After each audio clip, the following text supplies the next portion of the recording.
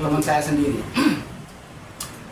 Itu begini, dia pas mau nikah itu ke KUA, itu cuma gara-gara suratnya itu agak dipersulit. Itu digertak, dia juga takut juga Pak Kiai. Jadi teman saya itu gertak, KUA-nya itu takut ya. Jadi gini gertaknya, kalau Bapak nggak bisa nikahin saya karena alasan sepotong surat ini, gitu. Seandainya Bapak ini ya, ini nggak mau nikahin saya ini. Syarat-syaratnya udah lengkap nih, udah saksi aja ini. Gara-gara surat ini. Andai kata saya nanti berbuat zina, Bapak tanggung dosa saya. Enggak. Gitu. Enggak. Itu dia dinikahin Pak Kiai. Dinikahin. Takut dia. Digertak begitu. Jadi gini, kalau Bapak memang nggak mau nikahin gara-gara ini sepele ini sebenarnya. Kan bisa disusulin Pak gitu. Bapak tanggung kalau saya berzina. Saya udah sama-sama seneng. Takut Pak Kiai dinikahin. Ketawa ngakak kan saya. Ada peterang Bogor. Jadi kan surat menikahnya kan masih ini, masih proses. Nikah itu kalau saya kan nggak nikahin. Itu takut. Saya petugas negara bukan petugas agama. Saya petugas negara dibayar oleh negara, saya mengemban amanat dari rakyat. Jadi memang ada surat-suratnya. Ada undang-undang dan aturan yang ditetapkan oleh negara. Memang surat-suratnya harus jelas sih memang benar. Tapi kok posisinya saya nggak mau. Tapi itu posisinya masih loh, jaka sampai berapa Pak? Saya punya jabatan itu disumpah. Kalau saya nggak mau itu. Biar gadis mau gadis mau apa, saya juga nggak ngetes keperawanaannya kok. Iya. Saya juga nggak ngetes uji keperawanaannya, gimana yang uji keperjakaannya juga saya nggak ngetes. Cuma modal laporan doang. Nah, ya statusnya begini Pak, ini statusnya. Gitu. Tapi aslinya kita nggak tahu. Tahu kan orang bisa nikah berapa tempatnya gitu, siapa tentang dicat karena udah kawin di sana. Sekarang kita udah nggak bisa pakai hukum itu. Suami kan boleh punya istri sampai 4. Iya. Coba sekarang kalau zaman berani nikah lagi tanpa izin istri 5 tahun di penjara. Kalau dulu masih gampang karena dulu masih bisa nembak KTP Pak ya. Kalau sekarang susah. Satu KTP satu orang nggak bisa, itu data udah masuk dulu bebas. Ini saya tolak nikah juga KTP karena persyaratan dah itu. Yang satu statusnya masih punya istri, alasannya istrinya jauh di kampung, kamu mana di Bima, tapi kan tetap punya istri. Tetap istri kan, ya istri Pak. Saya suka pulang kampung ya pulang kampung. Cuman karena kebutuhan biologis daripada saya zina Pak. Ya. Gitu, ya boleh, tapi satu sama harus jelas. Minta izin dulu sama istri. Kalau saya pulang kampung Pak, iya. Wah jauh Pak, ongkosnya ini ya udah.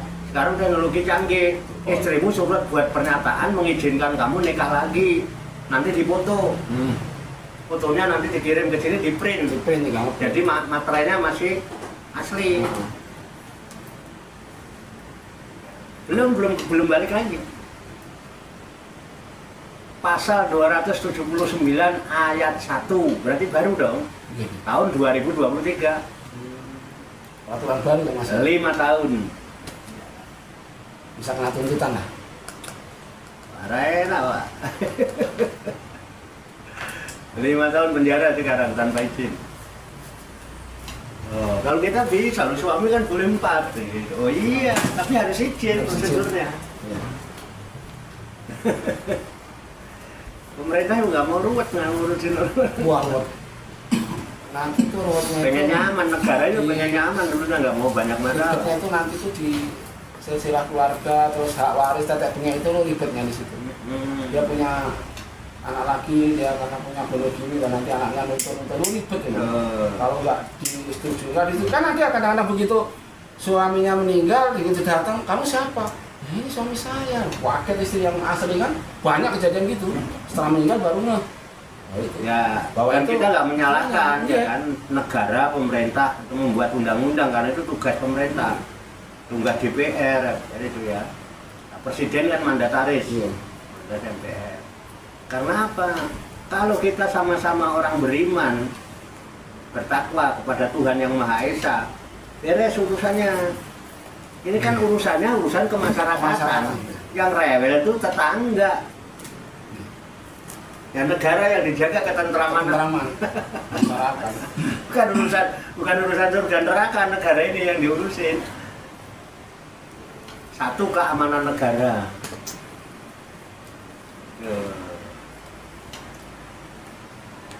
Dua, pertahanan negara. Itu makanya ada tentara, ada polisi.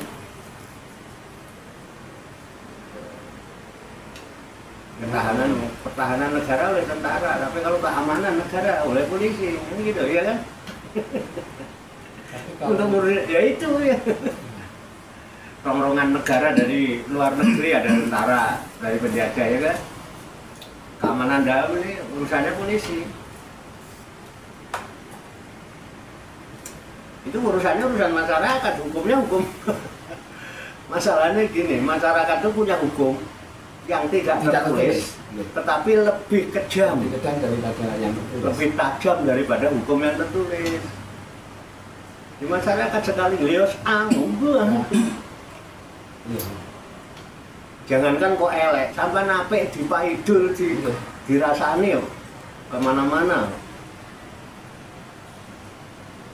Ini loh, masalahnya itu pemerintah menjaga itu.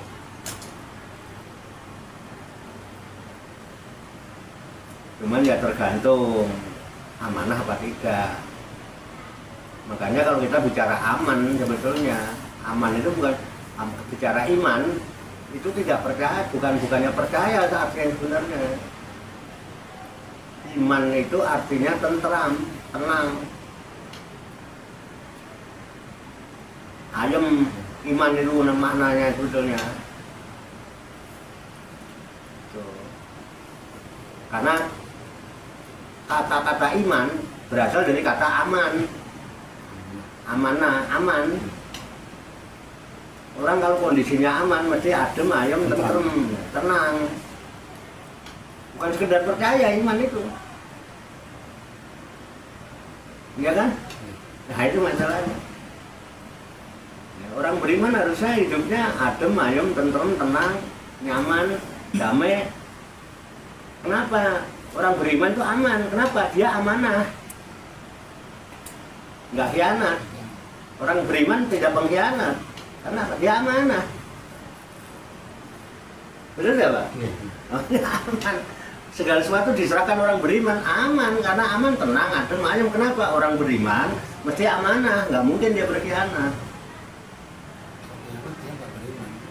Dan yang berkhianat umumnya ya orang beriman. Yang aku beriman, yang khianat itu. Biasanya saya kalau ngomong begini, di Qur'annya ada, biasanya coba dari dicari dah. Ayat tentang khianat gitu. Ayat tentang khianat itu surat apa? Yang khianat kan orang beriman malah. Yang aku beriman. Padahal harusnya aman. Makanya ketika itu ya khianat.